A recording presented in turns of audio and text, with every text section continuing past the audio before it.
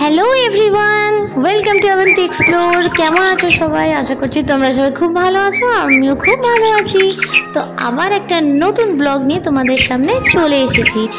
তো আজকের ব্লগে আমি তোমাদের সঙ্গে একটা রান্নার রেসিপি শেয়ার করবো। অ্যাকচুয়ালি আগের দিন আমি কয়েকটা চিকেন পকোড়া বানিয়েছিলাম, তো সেগুলো রয়ে গেছিলো, তো সেগুলো দিয়ে আমি একটা রেসিপি শেয়ার করেছি। চিকেন পকোড়ার রেসিপি যদি না দেখে থাকো তাহলে তোমরা দেখে নিও, আমার শর্ট ভিডিওতে দেওয়া আছে। তো সেই চিকেন পকোড়ার সঙ্গে আমি সকালবেলা আলু দিয়ে একটা রেসিপি বানিয়েছি, সেটাও আমার শর্ট ভিডিওতে দেওয়া আছে, দেখে নিও। তো তার সঙ্গে ভাবলাম কি খাবো বুঝতে পারছিলাম না, তো ভাবলাম জিরা রাইস বানাই।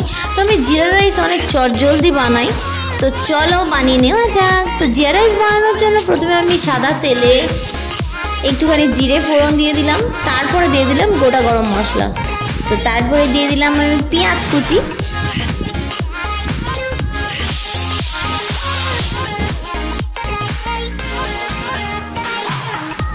তো পেঁয়াজ কুচিটা একটুখানি নাড়াচাড়া করে নিলাম।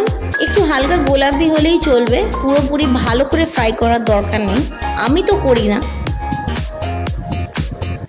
তো এরপরে দিয়ে দিলাম কাঁচা লঙ্কা কুচি, আর তার সঙ্গে দিলাম রসুন কুচো আর আদা কুচো, ব্যাস আর কিছু লাগে না। ও সরি, এর সঙ্গে আরেকটা জিনিস লাগে, সেটা হচ্ছে কাজু কিশমিশ।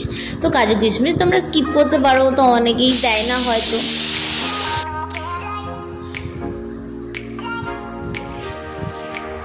তো একটু নাড়াচাড়া করে নিয়ে এরপরে আমি ভাতটা সিদ্ধ করে রেখেছিলাম সেটা দিয়ে দেবো।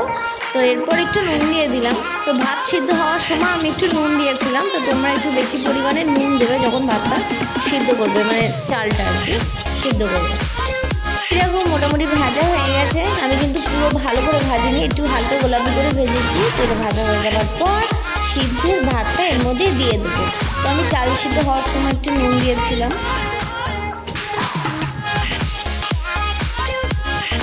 তো এরপর ওপর থেকে আমি দিয়ে দেবো ঘি।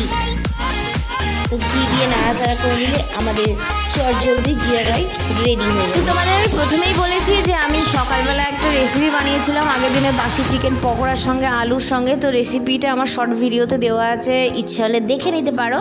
তো এর সঙ্গে জিরা রাইসটা খেতে দারুণ লাগছিল, তোমরা অবশ্যই বাড়িতে ট্রাই করো। আর যদি ভালো লাগে লাইক শেয়ার সাবস্ক্রাইব করতে ভুলো না। দেখা হবে নেক্সট ভিডিওতে। বা